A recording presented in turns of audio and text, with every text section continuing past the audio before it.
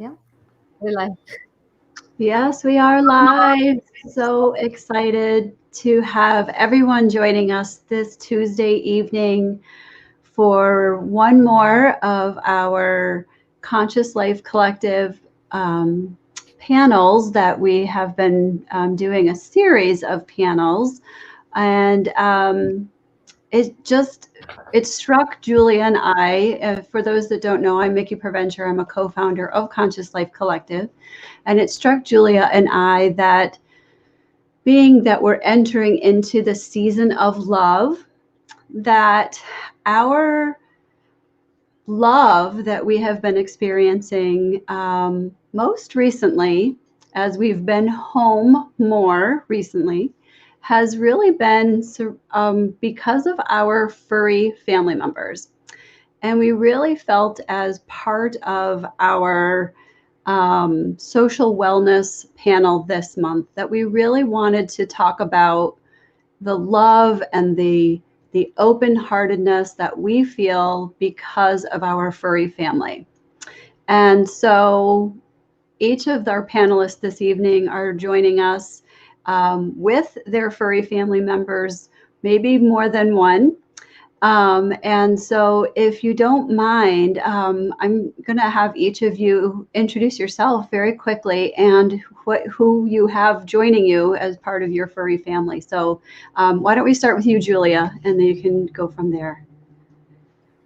Okay, I'm just unmuting myself. My name is Julia Bernatsky. I'm the co-founder of Conscious Life Collective. And I'm joining us today with Lucky, and he is Siberian Husky who has been with us for about 17 days by now, and he's a rescue.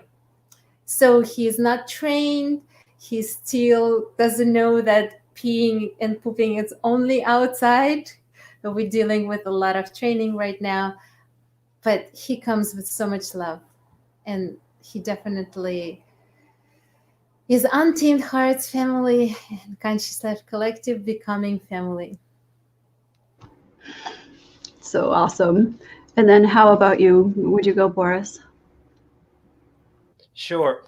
My name is Boris. I am the son of the founder of Conscious Life Collective, of one of the founders. And this is Frida. Frida, say hi. You want to join? Yeah. And this is my wife, Anya. She's going to get around here. Anyway, so we have Frida for about 3 years now. And we found her when she was a very small puppy in Guatemala. And I guess we'll talk about that later. But she's been a huge part of our life and our family ever since. I can't wait for you to share her story. That's so exciting. And then how about Aina?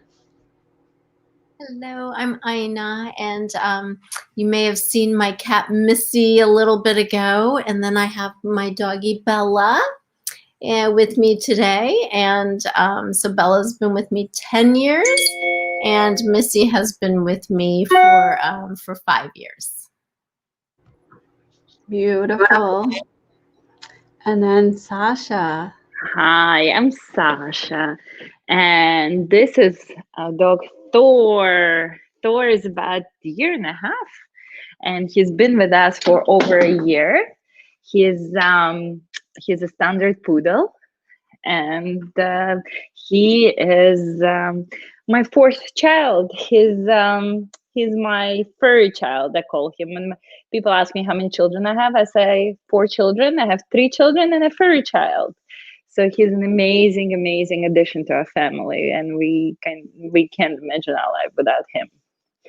So here we go. That's awesome. And so again, I am Mickey, and I have my burrower. This is Carter. So Carter is what we call a Morkie. So he's a Yorkie Maltese, and he'll be 8 this spring. He's like, what? I'll be 8? And so we call him Daddy, and he's going to burrow behind the pillow or behind me. And then this is Reagan. I don't know if you guys get that, Carter and Reagan. So we had to have one of each. And so Reagan is a Yorkie. She's a Yorkshire Terrier, but she's a silky Yorkie. And she's almost 3. So she'll be 3 in the spring. And we call her Mommy. And the reason we call her Mommy is because Carter and Reagan make really cute puppies. So we have Daisy. Oh, now they're going to bark. I call her Daisy Duke, but that's not officially her name. Her name is Daisy. And Daisy is almost 7.5 weeks old.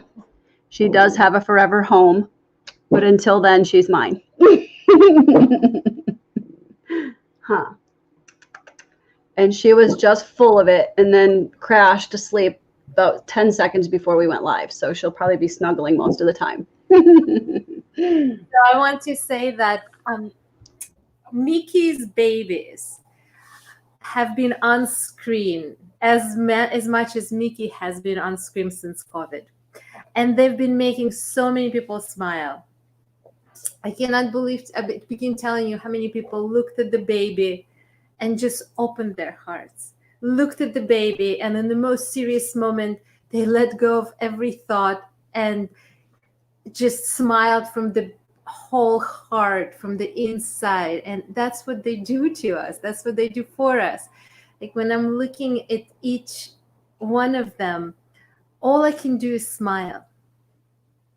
And isn't it magical?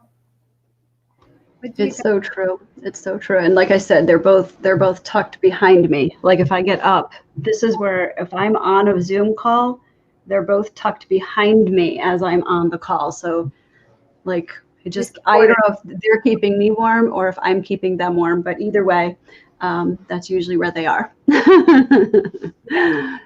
And so we just, I'm so excited that everybody has decided to join us. And, you know, we are just kind of, Sasha shared with us a little bit about the role that Thor has in your family. But, you know, is there either of the other guests that, you know, does your furry family member have like a specific role in your family, or is there a, you know, how do you refer to them? You know, Sasha actually kind of led that whole conversation there with referring to your, you know, your Thor as your fourth, as your furry child. Anybody else refer to their? Well, I can kind of yeah, go ahead. You know, expand on that. So we, no one knew about COVID. Like, so I have teenage kids who've been begging me for a dog, obviously, like all the kids for ages. And finally I said, okay, now you're old enough to walk the dogs and, you know, whatever, the dog, and you can clean up and help me. And so I finally decided last year we're going to get a dog. One of my kids is very allergic to dogs, cats, and so we had to get hypoallergenic dog. So, you know, it's a different story. It was a complete serendipity how I found Thor. So, and Thor chose us. You know, it's one of those stories when the dog chooses you. That was a perfect match for our family. And the kids actually took a very active role and started walking the dog 5 times a day. When we were able to, we got him when he was 8 weeks old. So it took a month or two until we could could walk him. And then COVID struck. And and it was a blessing in disguise, because having a dog when 3 kids are stuck at home on Zooms and not able to socialize, and when everything was upside down, was amazing opportunity for them to have an animal to bond with, to play with, to be able to walk 4 or 5 times a day, because it made them move, it made them get out, they had a responsibility, they had a playmate, they were cuddling, so there were so many things that were happening where and also actually in the beginning of COVID I got really sick, so the dog was completely for quite a few weeks on them. They were walking him 4 or 5 times a day. He was still a puppy, he needed a lot of walking. he needed baths, he needed to be fed, and it was completely on them. So kids took completely responsibility. So the dog's not only a great integration, a part of the family, but also teaches kids tremendous responsibility. And he was still, not completely housebroken when the COVID started. He was actually getting to be housebroken. So they were cleaning up completely. We were, there was no caging, there was no anything. The dog was had his part of the house where he was doing things. So the kids were very good about that. So I think um, it taught my kids a lot of responsibility, and still until today, they love giving him baths. They have the schedule when they take him out, and they actually very jealous the fact that he likes to sleep in my bed. That's actually funny, but what a great lesson for them, right? Not a lesson they could have learned somewhere else. No, and actually, I was happy to see that the kids were actually came through with the promises of being responsible, because kids promise a lot, but not usually. It's always kind of pink castles and unicorns, and when it comes to really implementing things, it's very different because it's hard work, but it actually worked, and it's beautiful to see how and it helped us through a very difficult time where Sure. they were able to actually move and get out. And when a lot of their friends were stuck in the houses not going out, they had no reason to go out. My kids actually had the reason to go out and move. Yes, this is great. Yeah. Thank you so much for sharing that with us. And that just gives you a perspective on just one family situation, how these beautiful creatures become part of our family, and then they pull us out from the difficult situations. And Aina, I can't wait to hear about. I've met Thor, and I know Frida, and I know Mickey's babies, but I've never known Bella.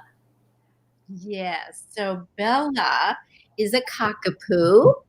So she is hypoallergenic as well. And it's very funny because I've always said that I've always been a cat person and I'm not a dog person.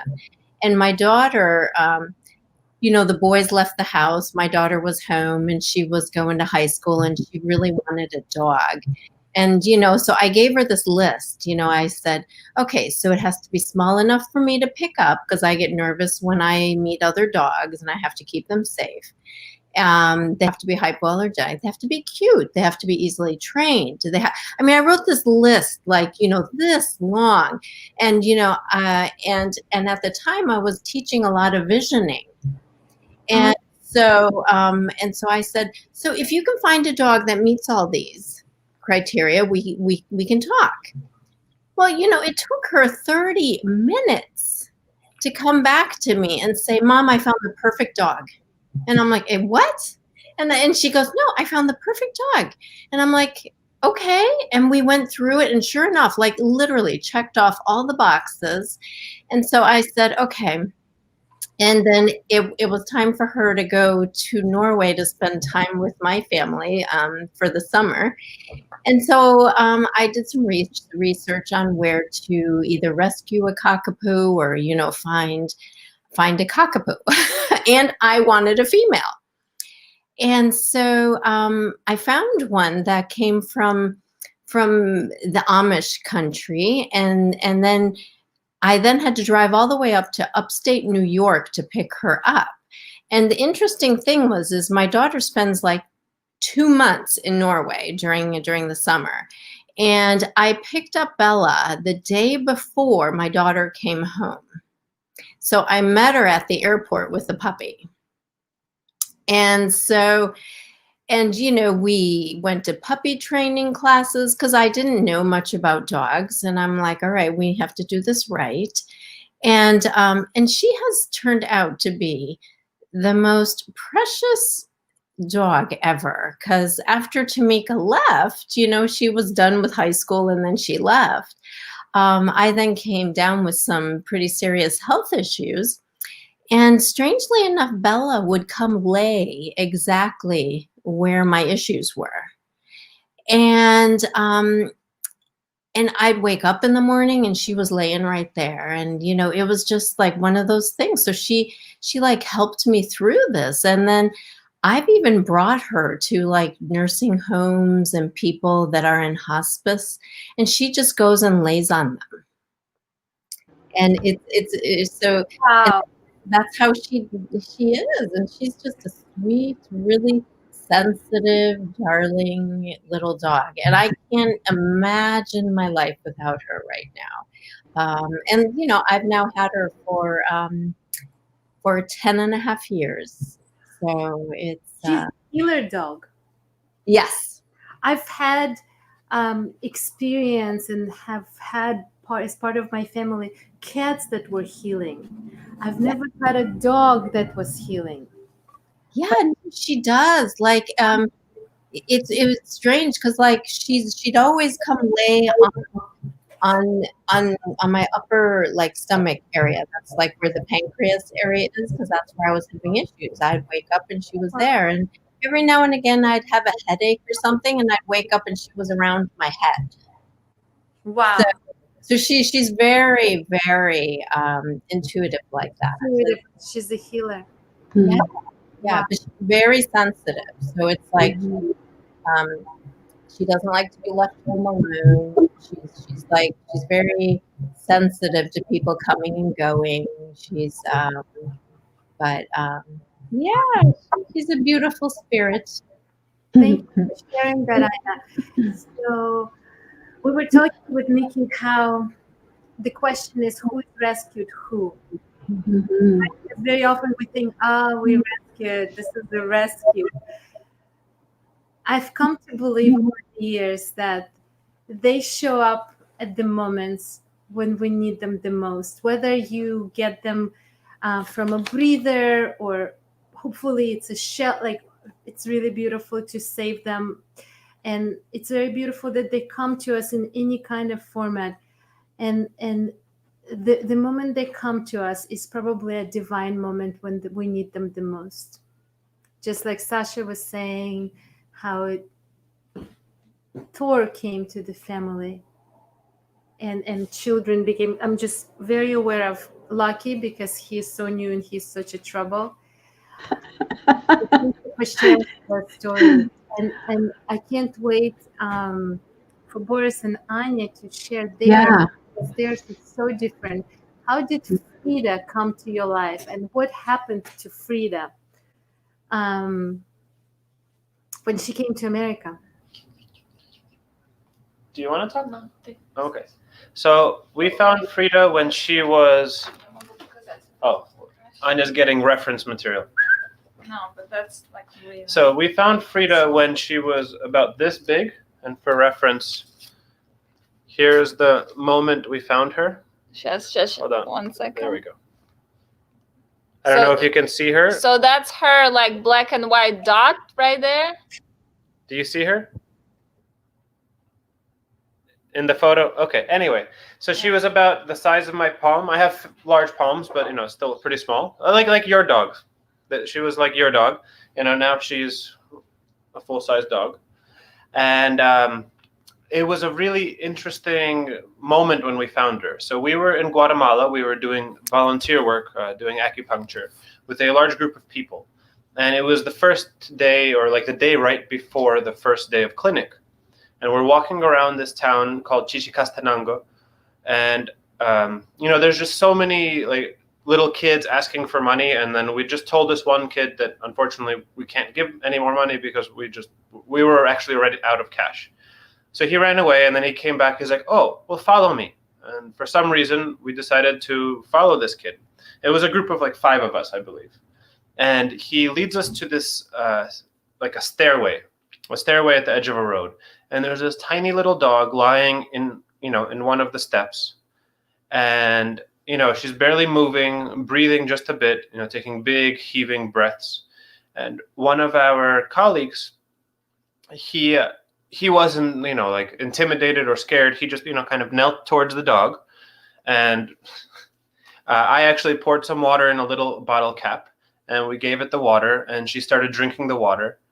Then I forget who, one of us went and got her some crackers, and just like, from a little, it's not a grocery store, but it was literally a hole in a wall. We got some crackers.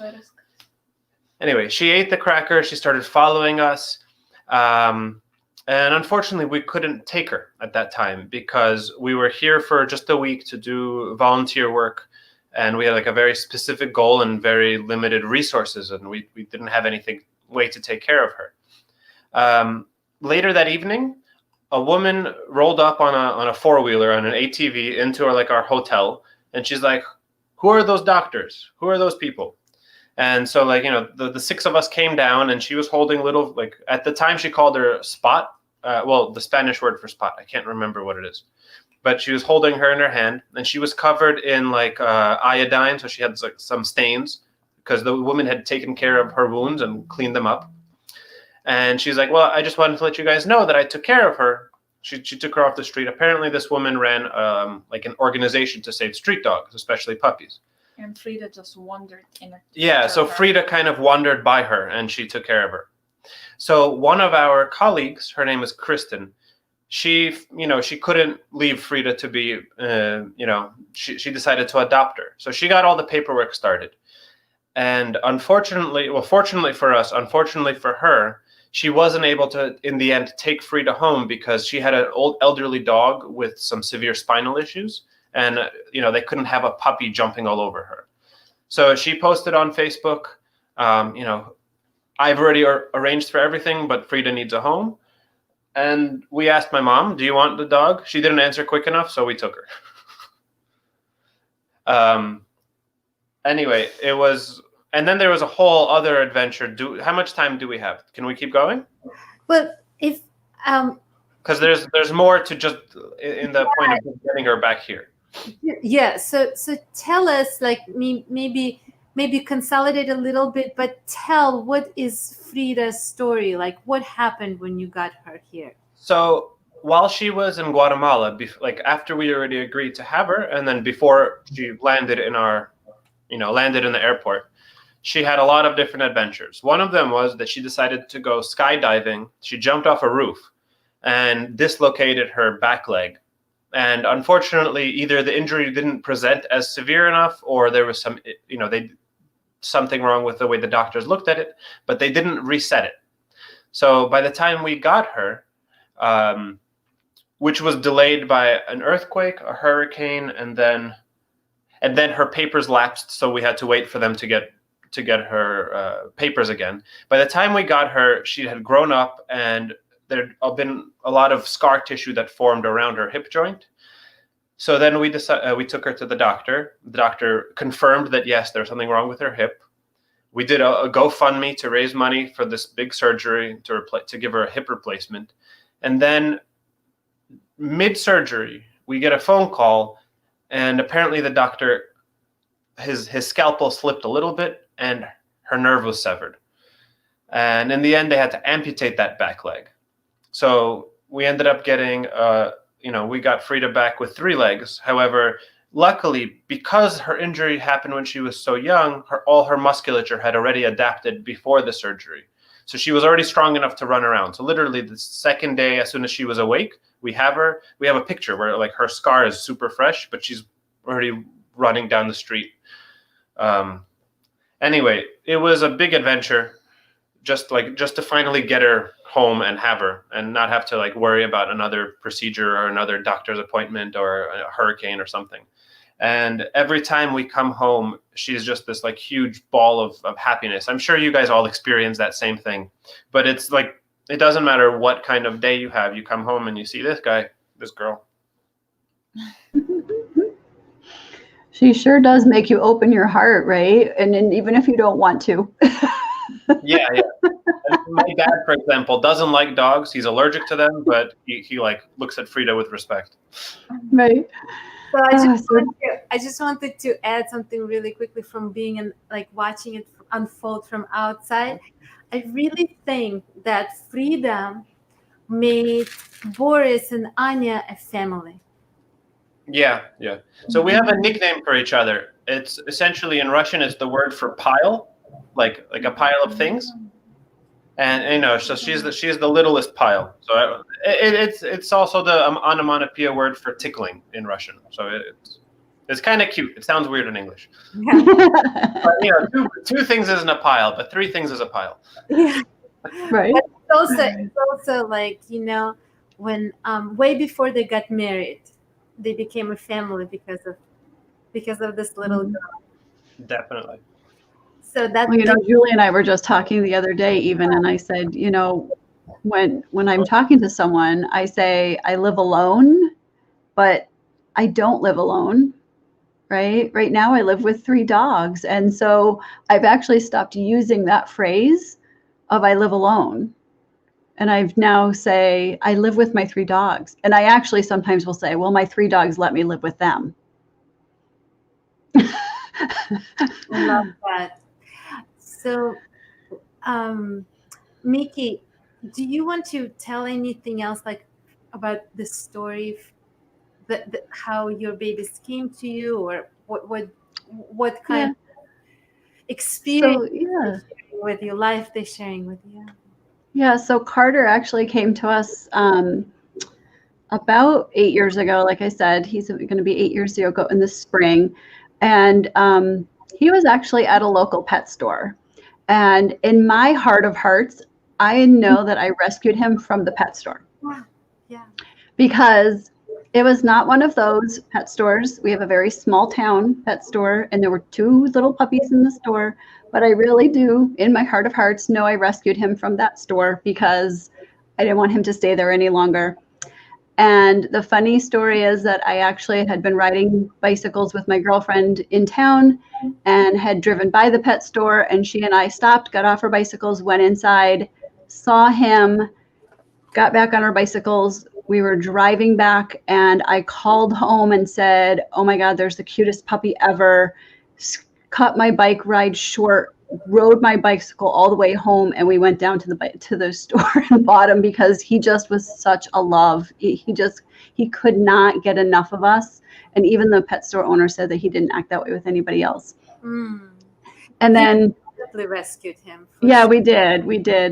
And then Reagan, Carter was always by himself because my daughter moved out and took her cat with her, and he had a buddy with my daughter's cat. And so he had been kind of lonely, and we wanted to make sure that he had, well, we call her his wife.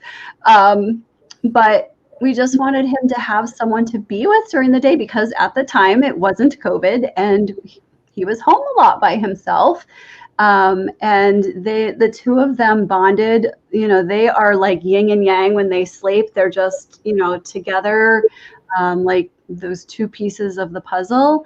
And they balance each other so well and have become really, like Sasha said, my furry children. I actually jokingly say I had 3 children and I replaced them with 3 dogs. And I actually probably have more pictures of my dogs right now than I do my own children. It like gradually like shifts in the phone as my children got older and I had dogs and I had more pictures of them.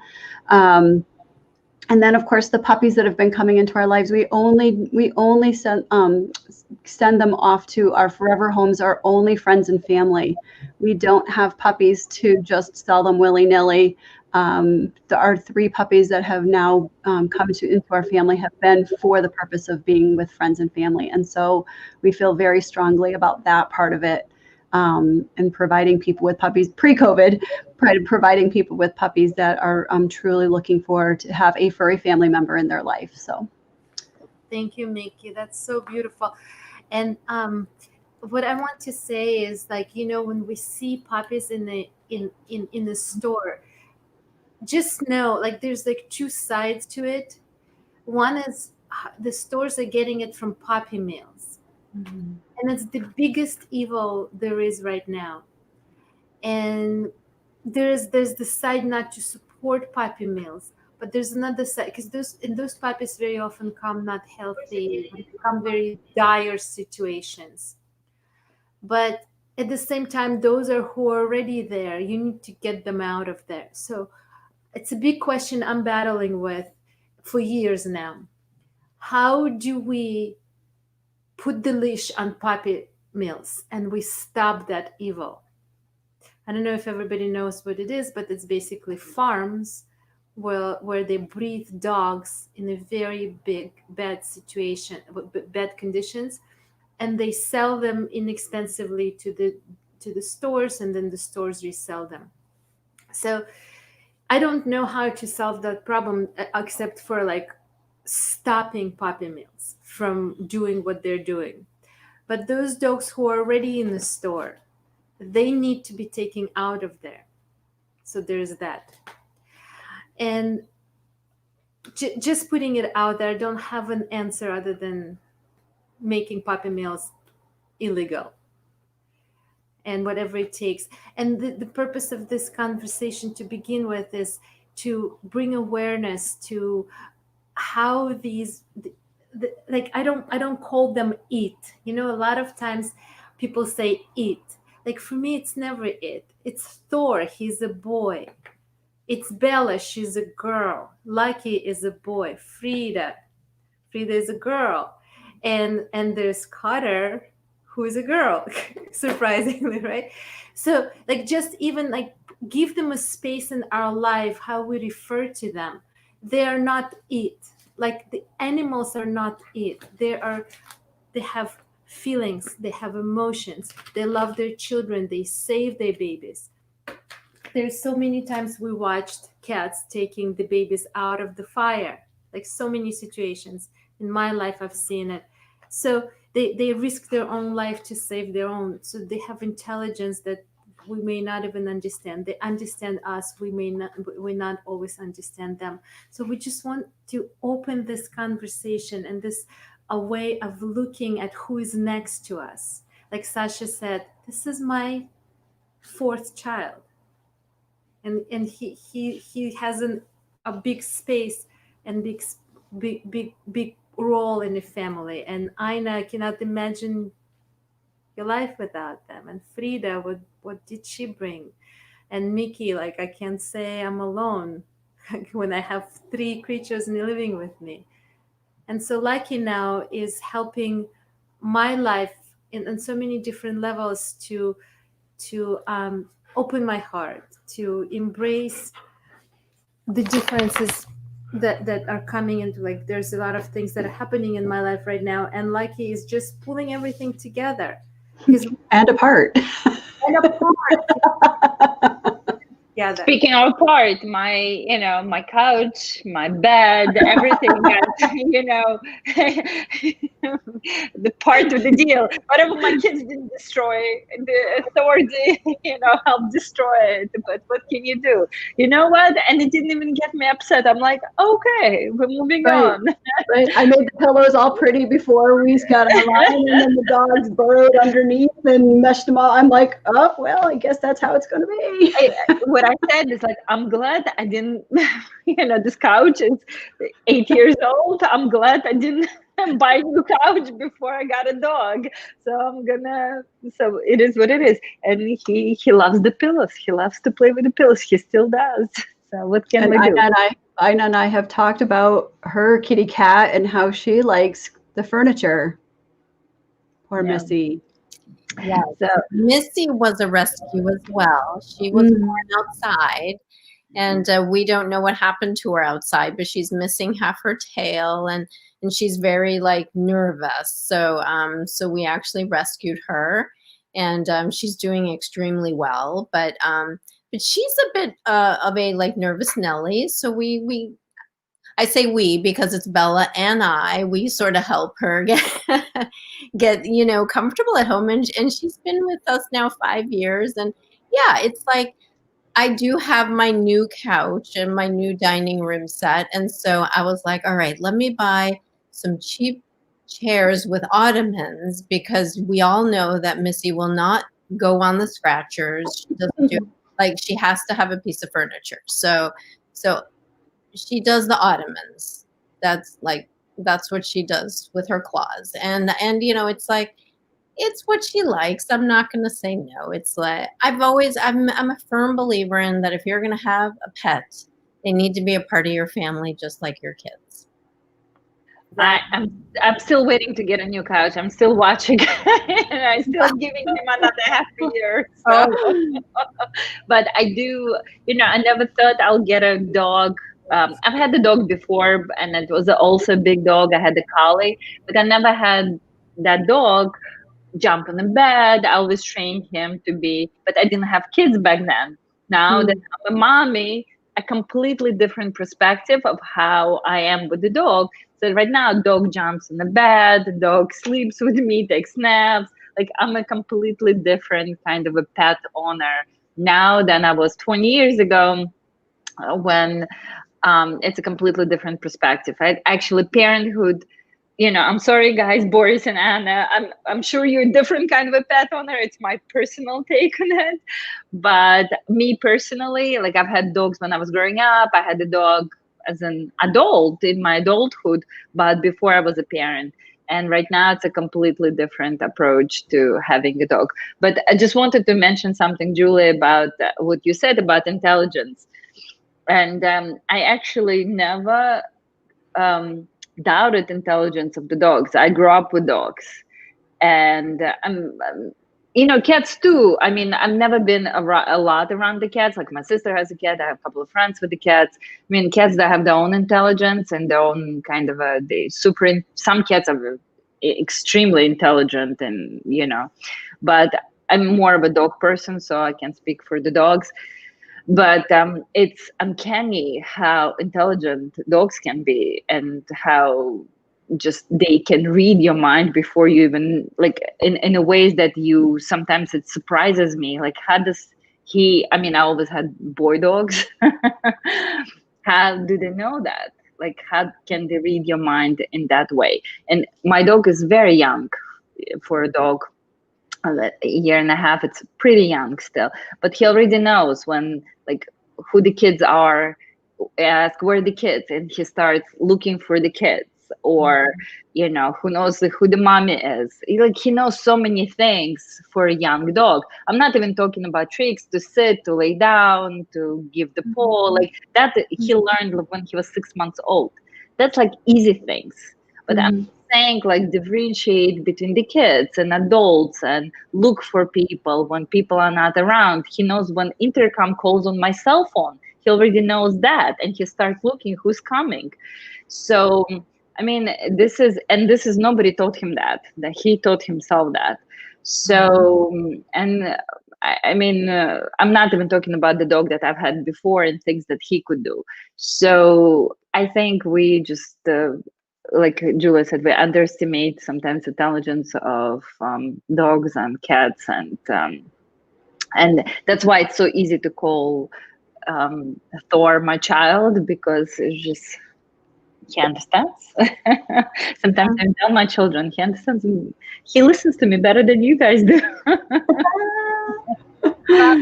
You're so right, Sasha. You're so right. And thank you for sharing it. And then personally, I met Thor. He's absolutely amazing. And what I wanted to just kind of focus your attention to, whoever is watching this broadcast, when you think you have allergies, there are dogs who could be part of your life, like Sasha's Thor, who like you, and yeah, so the terriers usually don't have allergies, and Bella is a dog that you can have, and you can, but very often people would say my child has allergies. So there are a lot of breeds that your child would be great with and would not have allergic reaction to. And you can always check. Don't just buy a dog. Please go and check. Go to the reputable breeder, or to whoever, maybe friends who might have a dog, and check your child with them to make sure that it's not going to become a heartbreak story when you would need to find a new home. Like that's what happened with Lucky. Like he needed a new home because his owners, and they're beautiful people, but they couldn't handle him. So you need to know what you're getting yourself into. And there are dogs who are very great with kids and very easy to train, and they're more independent and more difficult dogs because they have different purpose in life. And there are dogs who need rescue desperately because it's life and death, which is Boris's and Anya's Frida's story. And so just like be aware who you are bringing to your home, but allergies is not a reason not to have the furry family as part of the furry members of your family. I just have to even say, I'm sorry, Julia, that my kid had a little bit of hives for first 10 minutes because he just needed to get used to whatever allergens might, even Thor is hypoallergenic because standard poodles are mixed with golden retrievers and Labradors. So to create the new breeds of dogs, those designer dogs, because standard poodles are the most hypoallergenic dogs that out there. Even then, my kid is so allergenic. He had allergic. He had hives, but the lasted 10 minutes, just and that's it. They were gone. So the important thing is to be around the dog to see whether those hives go away. They went away, and that's it. We were done. They were just. And so, like Julie said, you just have to be around dogs and to figure out whether this is just a there was quick reaction. I think it's important to do your homework, if you have time to do your homework before, like Ina was saying, even, knowing the breed, knowing the energy, knowing the behavioral styles, knowing some trends with that dog, if there's medical trends with that specific dog, like certain dogs have dental issues and certain dogs have heart issues and certain dogs have, or even just other furry, family members have other things that typically can be a part of their lives. And so just kind of knowing what you're in store for so that you're not surprised and not disappointed or not, then not feel like you can't fulfill your obligation of being, their parent or their part of their family as well, Yeah, and some dogs need a lot of walking and running around, and some dogs need more, like they're fine if you walk them twice a day for 10 minutes, and some dogs need a lot of running around. So you just need, or some dogs definitely need training, professional training, and some dogs maybe not so much. And then every dog comes with their own personality. We've met Thor's siblings by serendipity at the vet's office, and his sibling has a completely different personality, a little bit more hyper, a little bit more, and a little bit different personality. So even though they came from the same litter, it's just a different personality of a dog. Even though Thor is a very active dog, but he is much more manageable. Yeah, so like for example, Lucky is extremely, you can see like to manage him, it's a lot of, I move a lot. I even walked out of the room because he was messing something up. So I apologize, I didn't mute myself, Sasha, when you were talking. But like he was probably hyper baby, and he should have never been matched to the family he went into. So just be aware of it, but don't make that a reason not to have them. They really open our hearts in such a way that it's when we talk about unconditional love, and very often we talk about, I would love to have unconditional love in my life, or I love this person unconditional. So just know that these creatures, cats not so much, but dogs are unconditional. And I just want to, like, I know Anya and Boris are sitting quietly with Frida there, but I know that there's so Frida's doing a photo shoot. She's trying to get her best angle. She's up in the camera trying to find her best angle. Profile. If you guys want to add anything from your experience, and you're muted right now, so if you wanted to. Add anything? What do you want to add about Frida? How unconditional she could be, like. Well, definitely. I mean, she at the end of every day, as I said, when we come home, every morning, every time actually, like you leave the room and then you come back in, she's just so excited to see you, and just like it makes it really hard to ever be in a bad mood for too long. Oh, I also wanted to share something that I believe, there's this hormone oxytocin. It's like the hormone that you have when you give in birth and when you cuddle like your partner. So hold like your baby usually, yeah. But I wanted to say that if somebody has doubts whether to have a dog or not, based on how they feel about other dogs, it all changes when you have your own. So like with Frida, I feel like some people come to our house and they're kind of like, she's cute, like, but with me, I have to be like in her space for a certain amount of hours every day. Like I have that kind of like almost chemical dependency on her, like hormonal dependency. And I think it's real. Like it's the same as people say, like some kids are annoying, but when you have your own, it's different. So I think it's the same with the dogs.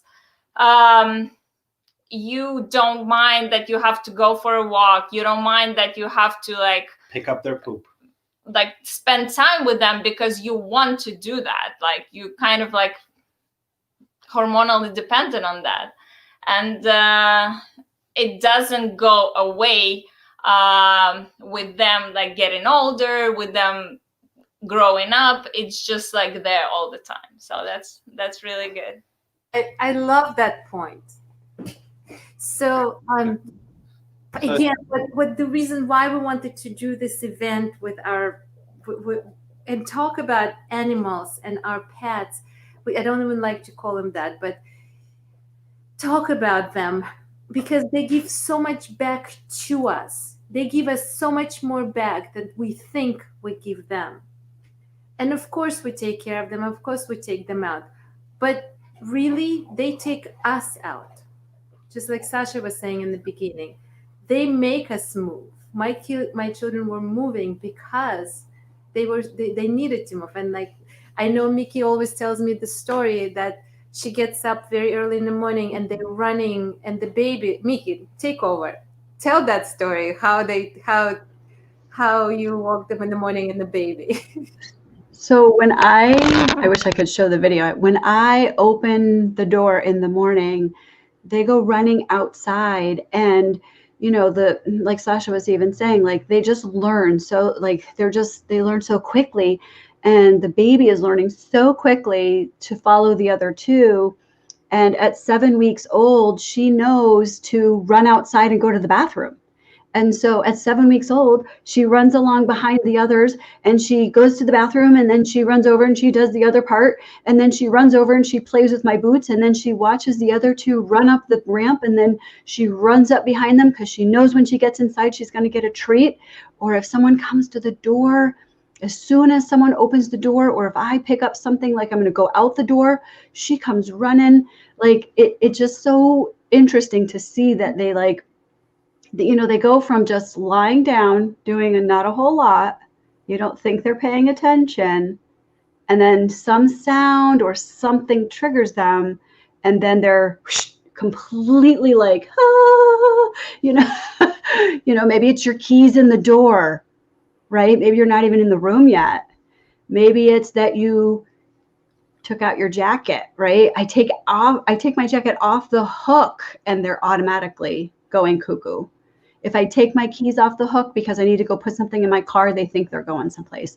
But they just, they're just go as soon as they get that trigger, right? And it's so crazy to experience that, especially from the baby's perspective, because it's all new for her. So I'm watching her learn from what the other two just sort of do all the time, and it's become so normal. But when we get up in the morning, honestly, my feet barely hit the ground and they are like ready to go.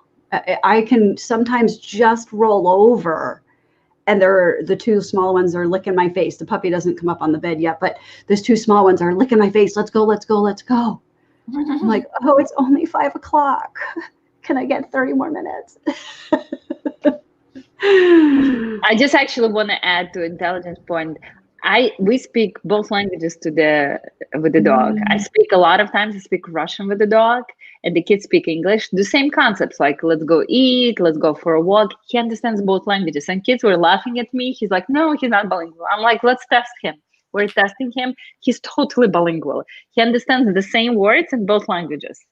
So in terms of food, in terms of walk, in terms of treat, and in terms of like some of the like to sit or to give paw, like, so I mean the dogs can be even be bilingual in the same household at the same time, because I've been speaking Russian to him and the kids been speaking English with him, so they can do that too.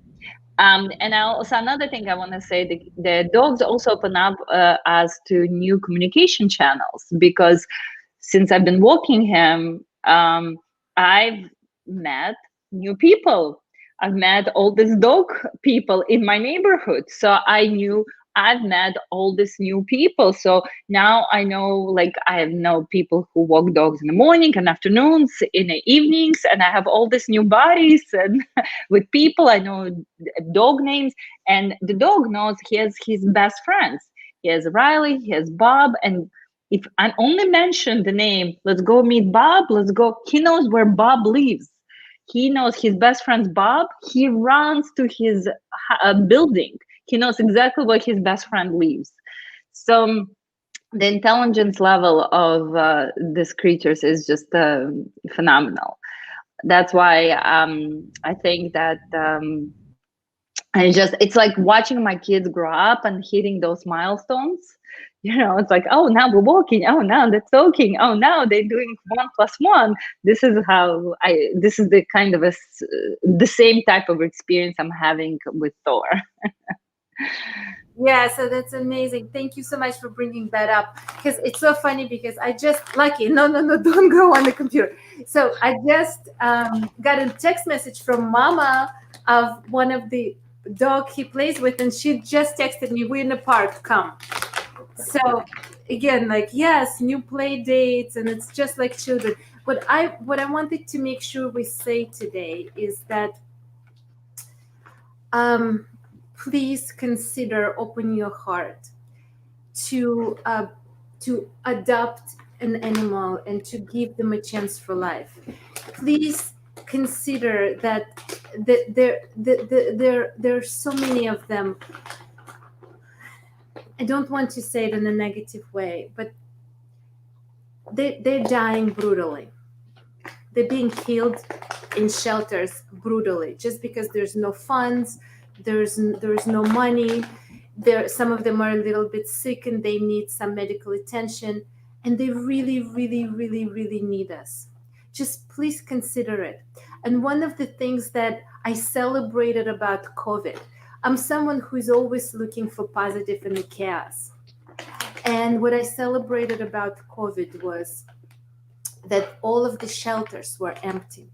I was trying to get a foster dog. My son, Boris and Anya, they were saying to me that you have to get a dog. You have to get a foster dog. And I said, like, all my shows are canceled, so I can now help somebody. I have space to help somebody. And to my greatest, most positive surprise, all of them were taken. So it just tells us that how in a time of crisis or a time of difficulty, we opening ourselves up to help somebody else. Yes, we had more time, but it's not the only factor. So I'm inviting us to keep our hearts open, even in the times when there's no crisis. And just consider that if you that you're putting so much goodness in the world by and bringing goodness into your life, positive energy, positive emotions, healing, like Ines dog, you're bringing healing, like Frida, someone who's healing. You're bringing that into your life. You're inviting that energy into your life. They have tremendous amount of energy, aside from intelligence, tremendous amount of love, unconditionally sharing it with you. So consider it, bring them in, give them a chance for life, and just know that there's so much joy that they will give back to you. I just, like, my personal story, like 2 more seconds. My boyfriend, he couldn't imagine having a dog.